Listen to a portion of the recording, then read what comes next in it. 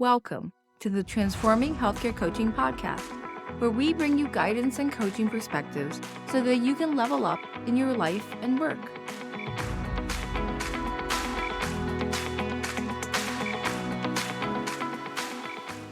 We're super excited today for our topic on today's podcast, which is actually unpacking the question that I always get asked, which is, what in the world is the Energy Leadership Index Assessment? And I see Jillian nodding here today, and I don't know if you're willing to go first at all. Yeah, absolutely. So the Energy Leadership Assessment lets us see where our clients are at in terms of the energy that's working for them and the energy that's not working for them, that's draining them. And we talk about anabolic and catabolic energy. So the Energy Leadership Assessment lets us see how somebody shows up and performs on a good day and also under stress. I think the name sounds confusing to people because when they hear energy leadership, they're thinking, okay, this is only for leaders. And that is a term that I have to unpack a lot with people who are interested in becoming clients or just interested in taking this assessment. And when we talk about leadership, it's leadership of your own life, where your energy is falling on your day-to-day life when things are just going great and when stress hits you. And it's unique to everybody. And so we talk about energy that is specific to you and how knowing that and knowing where you want to be in terms of energy can be so transformative and how it can set up a good coaching engagement so that you get the best out of your sessions with us. What I love about the Energy Leadership Assessment is the fact that you have a psychologically validated instrument to measure the effects of what's happening with your coaching and your outcome. So it gives you sort of a insight into where you currently are and that it's a moment and a snapshot in time. Unlike other assessments, such as Myers-Briggs and other more personality or fixed sort of assessments, it really is much more fluid. So I love the ELI simply for the fluidity that it provides all of our coaching clients. And Amy, I'm wondering what you think of the ELI assessment and how it's described. Well, I love calling it your energy story because we all are using different levels of energy as it's put together in this methodology. It takes something very abstract and it puts it into a tangible form so that we can all relate to how somebody's energy is when they walk in the room. You can feel it. We all are expressing ourselves in different ways all throughout the day. It's kind of like the stock exchange, the way it goes up and down. And we all transmute from one level to the other or a combination of some. And what this assessment and the debrief does is it brings the awareness to people. Hey, this is how I'm thinking. This is how I'm feeling. This is how I'm acting. Oh, that's in this energy level. I think I want to move it to another one. And they start to see they can make a choice in how they're actually responding and thinking. And it's amazing how that awareness that's brought together in this methodology in a tangible, visible way, because we have a beautiful map of it, that people start to really get how it is that their energy is being expressed and how they can choose to be different. It really moves the process of getting to their goals along very quickly. That's such an amazing summary, Amy. I love that. And so I'm curious for the group, how can the ELI assessment benefit healthcare professionals in their personal and professional lives? Well, just like that. So I'm working with someone now who was feeling very drained, very low vitality, not motivated at all. We're on session, I think, number 4. And all of a sudden it comes out, wait a minute, I'm getting up early every day. I'm going to the gym. I'm actually being motivated in things that aren't even related to my job, but in all areas of my life. And I didn't even think about it. It's just happening. And is it a coincidence? I don't know. And what's beautiful is that you take this assessment and we spend an hour and a half roughly debriefing you on your unique energy dynamics. And so when we go through that with you, you'll be surprised what comes up for you when we debrief with you on energy levels and how they're showing up for you and what it is that you want your energy to show up for you. And so for you, it could be we're talking about level 4 energy and you're realizing that I give too much to others and I don't give enough to myself. And that could be reflective at work, it could be reflective at home. And you get to choose based off what you're feeling and what your thoughts are. What do I want? And so that could be something as I want to take better care for myself. And there you got that personal touch that you want to improve on. Or it could be that you maybe give too much at work and not for yourself. And there are strategies that you can learn to employ to better take care of yourself at work. And so there's that kind of personal and professional kind of ways that you can improve on. What I really recognize is many of the energy leadership coaches have commented that healthcare itself is a very catabolic industry, often with the level 1, 2, and often in most workplaces, it's a level 2 energy. And so it's no wonder that as you like energy, being in like energy, that you end up being in those environments.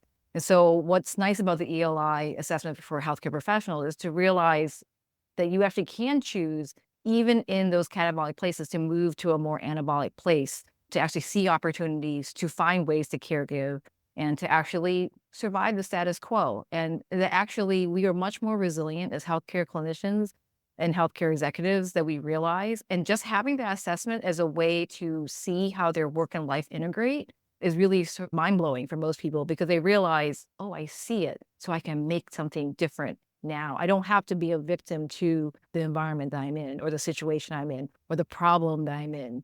And that's actually how I see it in my healthcare clinician. And I saw it in a healthcare professional, actually a healthcare executive, who was in a high level position, but had a lot of level 2 energy. And the level 2 energy was coming from the politics and the leadership and in the organization. And I think this person did not realize the impact that it was having on them, both in their professional and their personal life. So our coaching was around, okay, how do we approach that? How do we handle it? How do we choose to either stay in it or figure out a way to approach it in a different way so that going to work every day was more fulfilling, more satisfying, and less stressful?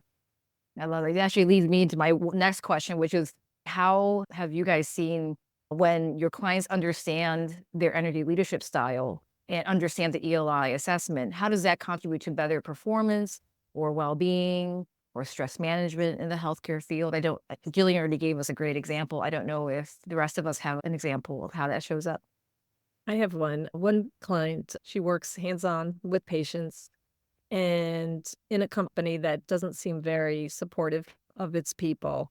And she was getting so frustrated in how she was having such a difficult time working with more patients and just the different dynamics that were involved. I don't need to get into. But basically, it was really dragging her energy down. And after a period of time, and after doing the energy assessment, she started realizing that she was coming to helping people with like a 4-1 combination. Actually, with part 2, she was so angry about what was going on in the changing sphere in her environment, and also feeling like she had no choice, level 1, and yet at the same time she's trying to help. So she was getting so tired, she just would go home and hit the couch. Like, she couldn't even function anymore. And as she became aware of this interplay of trying to do her job and trying to help people, it was being so integrated in with these other feelings around the environment that somehow that awareness alone created a shift in her. And then from there, she was able to see she had other choices. And also, actually, she helped cause some changes in her department because she started looking at it more clearly and was able to talk to the leadership in a way that they were seeing what was going on as well. And so some changes also occurred. But most importantly, she just separated from integrating the levels 1 and 2 into while she was doing her job. For some of my clients, just realizing that they want to lean into their strengths. So their strengths are a level 4 or a level 5. And when they're shown the mirror by us as the coach to say, this is your true value, this is why you love it, and this is why you're doing it, it helps them gain the anabolic passion to do the job that they want to do, and sort of switch out of the triggering level 1, 2 catabolic negative cycle, the whole group think that can occur very often when a catastrophe begins to befall a clinical work group, that they lean into their strength. They remember, I am not this. I can choose a way differently. And so like you said, Klaus, it really is the choice in the moment, and just being able to leverage those strengths. And so I guess the last question for all of you is actually, how can healthcare organizations actually leverage the insights from the ELI assessment to enhance team dynamics and overall performance? First of all, it makes people aware and in leadership of how people are experiencing their days at work and the sensitivities to all the different ways that people may be reacting, and therefore their own vitality or their own performance may be affected. So when they can also see the tangible results of how the business is being set up from a higher level and how that can impact the people and their performance and also their ability to sustain, it gives them more awareness to make changes that are going to be good, not only for the patients, because that's always the number one, but also for the people providing the services. And I think when you do any kind of exercise like this, but especially with the ELI, it allows people the opportunity to be more vulnerable. And when we're more vulnerable, there's a shared understanding, and it helps to deepen relationships and strengthen relationships. So having that vulnerability and having a coach facilitate a group session can help a team understand each other better and be able to work better together going forward. Yeah, I love that, Jillian. So I think what we haven't really touched upon is we do these one-on-one individually, and also we can do team and group ELI debriefings. And just having the shared experience to see the commonalities, especially in the team that has been partially hired in the pandemic that may not have those same pre-existing relationships, it's actually really important to have a shared common language and common mission together. And so it's really powerful when we do the assessments together, because then it lays the foundation for the leader to actually be more effective, because you begin to sort of see, oh, these are the things that are going to be unsavory for half of the group. And that means we might want to structure things differently and begin a dialogue for how those processes can change, which is why I loved Amy's example. So any final concluding thoughts from anyone in terms of the Energy Leadership Index as we come to a close? Yeah, the biggest thing that stands out for me, having had this conversation, is how powerful creating awareness is. And by doing the ELI, either on an individual or a group basis, we are helping clients build awareness, and then that gives them the power to look at different options and make better choices. And so we just want to conclude today's episode with an invitation. If you're interested in getting your own Energy Leadership Index assessment, we do offer those as a standalone. Usually it's incorporated into our group coaching packages as a benefit. However, there are some individuals who are just curious and want to just try it on its own. And so that's a 90-minute session and does also involve an online assessment beforehand. And if you're interested in bringing us, the whole entire group of Transforming Healthcare Coaching, to your organization, we would love to engage in a conversation for how we can best solve your unique problems of your team and your org. Thank you so much for listening to the Transforming Healthcare Coaching podcast. If you found this episode interesting or useful, please share this with your friends and colleagues in healthcare. And we will love it if you hit subscribe so that you never miss an episode. Leave us a review on wherever you are listening to us. It means a lot to us, and we actually read every comment. Also, we want to help with the topics and problems that you want us to talk about. Email us with suggestions, feedback, and praise at podcast@transforminghealthcarecoaching.com. If you want deeper support for your life and work as a healthcare clinician and leader, head over to transforminghealthcarecoaching.com and see how we can partner together to meet your goals.